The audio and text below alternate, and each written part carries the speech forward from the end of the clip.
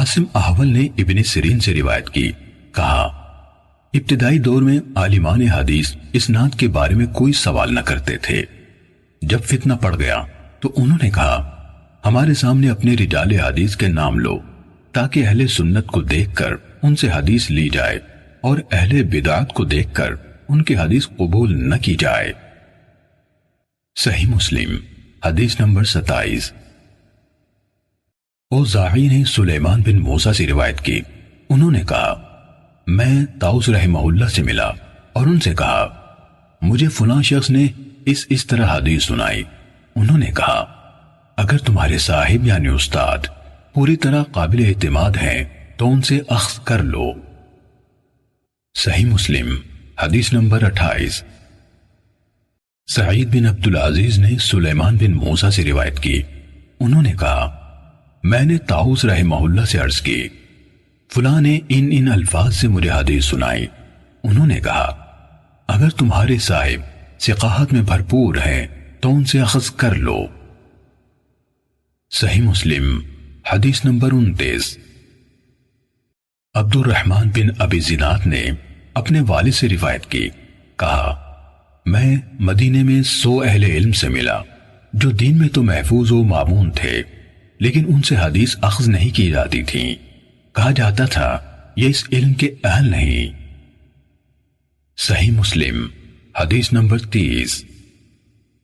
مسعر سے روایت ہے، کہا میں نے سعد بن ابراہیم بن عبد الرحمن بن عوف سے سنا، کہہ رہے تھے ثقہ راویوں کے علاوہ اور کوئی شخص رسول اللہ صلی اللہ علیہ وآلہ وسلم سے حدیث بیان نہ کرے۔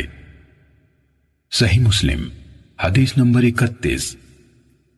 محمد بن عبداللہ بن قہزاز نے جو مرو کے باشندوں میں سے ہیں کہا میں نے عبدان بن عثمان سے سنا، کہہ رہے تھے میں نے عبداللہ بن مبارک رضی اللہ عنہ کو یہ کہتے ہوئے سنا اسناد یعنی سلسلہ سند سے حدیث روایت کرنا دین میں سے ہے، اگر اسناد نہ ہوتا تو جو کوئی جو کچھ چاہتا کہہ دیتا۔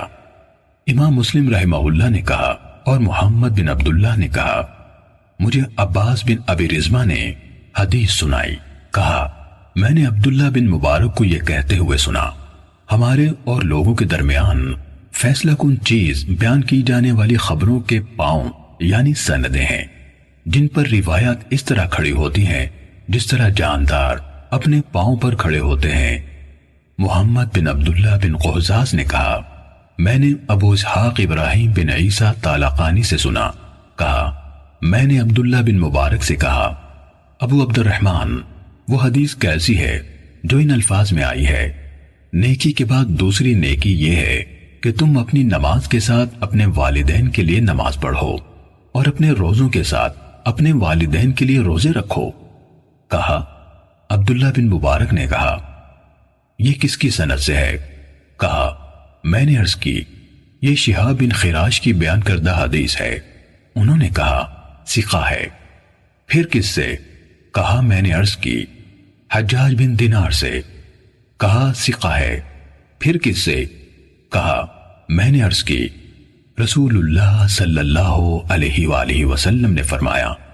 کہنے لگے ابو اسحاق حجاج بن دینار اور رسول اللہ صلی اللہ علیہ وسلم کے درمیان کٹھن مسافتیں ہیں جن کو عبور کرتے ہوئے اونٹنیوں کی گردنیں کٹ کر گر جاتی ہیں، لیکن صدقہ میت کے لیے فائدہ مند ہے، اس کے بارے میں کوئی اختلاف نہیں۔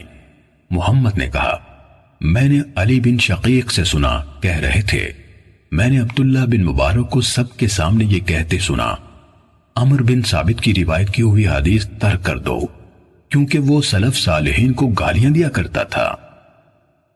صحیح مسلم حدیث نمبر 32۔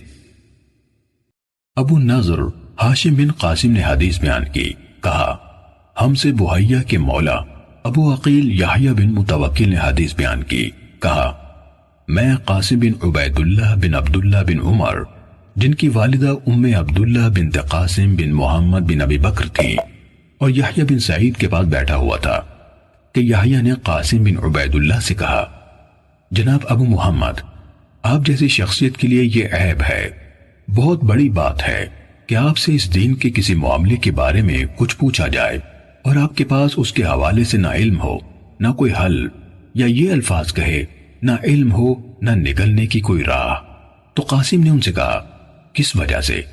یحییٰ نے کہا کیونکہ آپ ہدایت کے دو اماموں ابو بکر اور عمر کے فرزند ہیں۔